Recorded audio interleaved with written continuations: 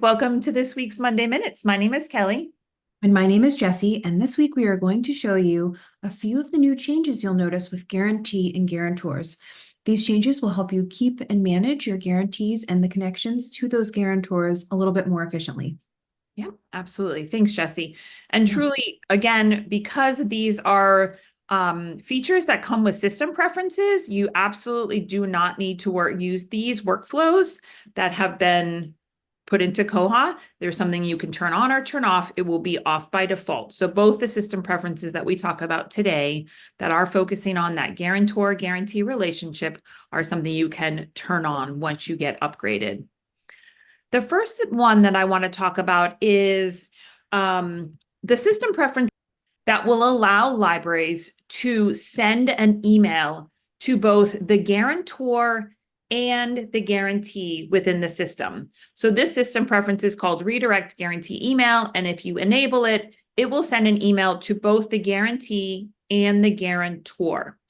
So it's good to note if you do utilize emailing your guarantees, then you can also, in essence, CC the guarantors when they get a message. So I'm just going to go ahead. I've turned this on. I'm going to pull up a patron in our database and just take a look at their account. This is Lloyd Floyd. He is a guarantor in the system, and he does have a guarantor. He has an email, as well as the guarantor has an email as well. He signed up to get check-in emails. If I go to his notices, and this is something else that we didn't even really say we were going to talk about, but you can also see, is that I'm able to see the notice of his check-in. It was an email, it was sent. And then I actually see who it was sent to. So it was sent to Lloyd Floyd, and it was CC'd to his guarantor. And this is a completely new column with the new upgrade that you will be able to see this information. But because we turned that on, when Lloyd gets any notices, his guarantor will also get those notices. This is great, Kelly, because now we can, lots of people ask about this, being able to share that information. So this is perfect. And to actually see it in this delivery note in the notices is 100% amazing, regardless if you're using this feature or not. You actually now know there's something else coming in the upgrade to show you who it's coming from and who it's going to in those emails. Okay, then the other feature that we want to talk about today that has to do with guarantor and guarantees is the ability, if you want, to require a child when you register them to have a guarantor. Now, let's just cycle back a little bit just to understand what Koha means as a child. This is stemming from your patron categories. So if you have identified library partners, patrons as child, and that's in your type, they are going to be required, if you turn this on, to have a guarantor. You will also see an alert if your category also has the ability to be a guarantee. So if that makes sense, let me look at this young adult patron category. So a little caveat, because it's not something you would think of automatically, because they are technically an adult, but they are also noted as can be guarantee. So if you register this patron category as it's set up in our system, it would also require you to link them as a guarantor. So something to think about when you're evaluating the system preference. Now, Kelly, a few releases ago, we had the ability to connect guarantors to guarantors.